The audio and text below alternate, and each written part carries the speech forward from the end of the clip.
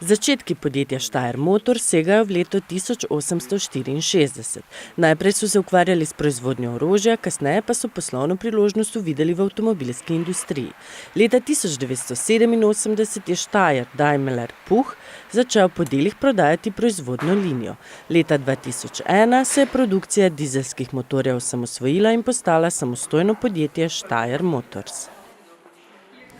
Steyr Motors was founded in 2001 through a management buyout as an independent company, but we have gained a lot of knowledge, experience from the Steyr Daimler Puch company, which we still benefit from today.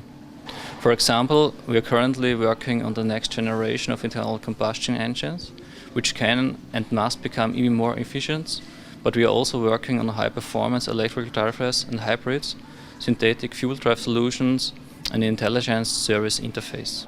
Njihova prioriteta je proizvodnja motorjev za ladje in plovila, izdelava motorjev za lahka oklepna vozila, terenska vozila in hibridne avtobuse. So our market are lifeboats on the high seas or special vehicles in challenging regions like the desert. So our customers are worldwide, rely on robust, durable motors and drive systems from Steyr Motors. More than 2 employees develop and produce high-quality customer-specific mobility solutions with us. Svoje produkte izvažajo po celem svetu, od Avstralije, Južne in Severne Amerike, Azije, Afrike in Evrope.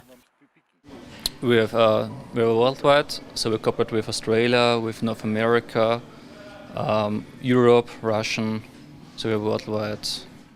V letu 2013 so se povezali s podjetjem Phoenix Tree HSC Investment.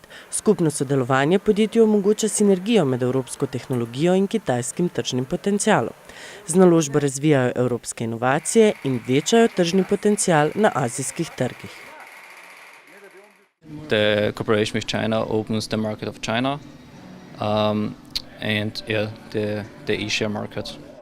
Isti lastnik je investiral tudi v televizijo RTS 24 in aerodrom Maribor. Pričakovati je, da bodo podobno kot v podjetju Steyr Motors s pomočjo kitajskega sodelovanja okrepili svoje tržišče, pridobili nove posle in dobiček dvignili na zavidljivo raven.